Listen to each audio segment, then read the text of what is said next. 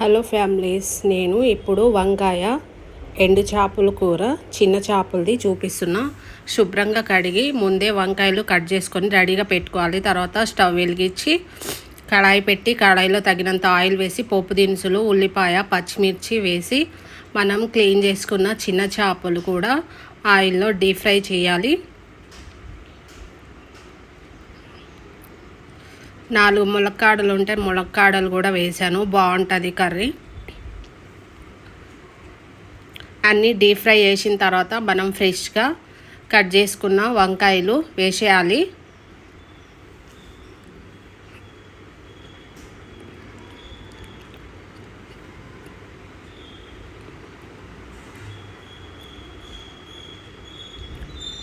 వంకాయలు వేసేసిన తర్వాత టమాటా కూడా వేసేయాలి. చిన్నవి 2 కట్ చేసి పెట్టుకున్న తర్వాత కారం,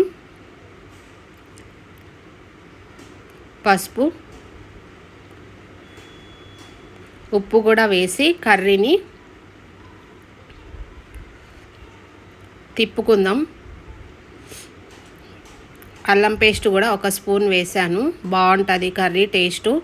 అన్నీ మిక్స్ చేసిన తర్వాత అన్నీ వంకాయ, టమాటా అన్నీ మిక్స్ అయ్యి మంచిగా కుక్ అయిన తర్వాత 1 గ్లాస్ వాటర్ పోసేయాలి.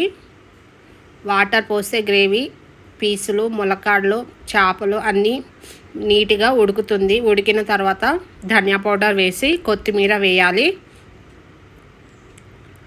వేసేసి మరికొంచెం సేపు ఉడకనిద్దాం.